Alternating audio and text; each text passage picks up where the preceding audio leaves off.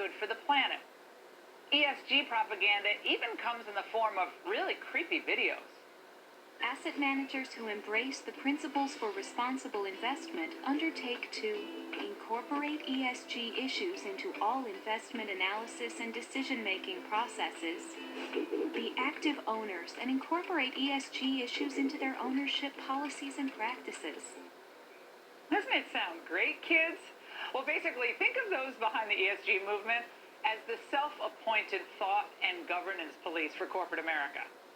So companies not on the S&P 500 ESG index are punished by institutional investors and asset managers who themselves are pressured to drop offending companies from their mutual funds or their pensions.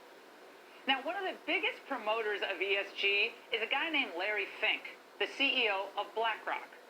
BlackRock is the world's largest asset manager, and this means one company has an enormous amount of leverage to force other companies to go woke. If they want to have the highest performing stock in their industry, I think what I'm requesting them is what I see from where our clients' money is going. So if they don't choose to do this, I think you're going to start seeing some of these companies having lower performing companies. If you're going to have a high performing stock over a long period of time, you need to be doing this. And BlackRock is doing this for ourselves on behalf of our shareholders. We're doing this on behalf of our employees and our clients. How benevolent. What a humanitarian. Larry Fink will help the world fight against pollution and climate change, human rights abuses, and mean bosses. Except in the place where all of that is rampant, China.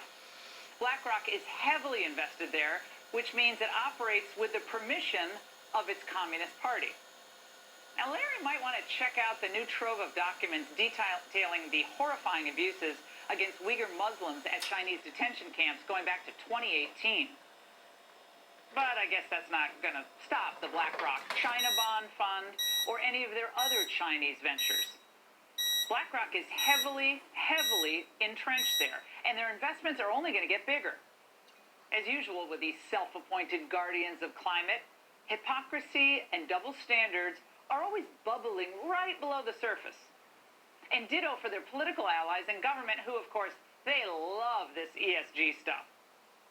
But what everyone needs to know is that ESG scores are based on a set of totally arbitrary standards, and they actually could end up kneecapping great American companies almost overnight. Now, not surprisingly, Elon Musk saw right through the ESG scam pretty much from the beginning.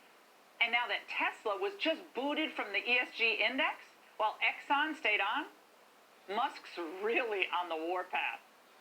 Exxon is rated top 10 best in the world for environment, social, and governance by S&P 500, while Tesla didn't make the list. ESG is a scam. It's been weaponized by phony social justice warriors, he tweeted.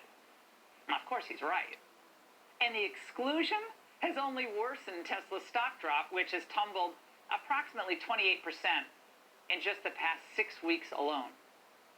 So brushing aside the political motivation here, Margaret Dorn, who's S&P Dow Jones's head of ESG indices, she tries to justify Tesla's score by citing claims of racial discrimination and poor working conditions made against its Fremont, California factory and its response to vehicles' autopilot crashes.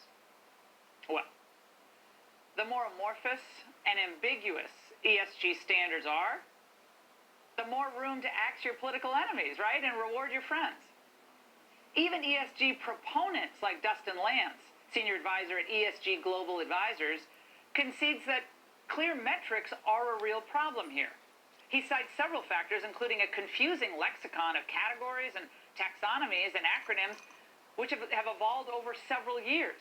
But Lance thinks that ESG needs better marketing. Wait, a marketing problem? That's like saying Biden's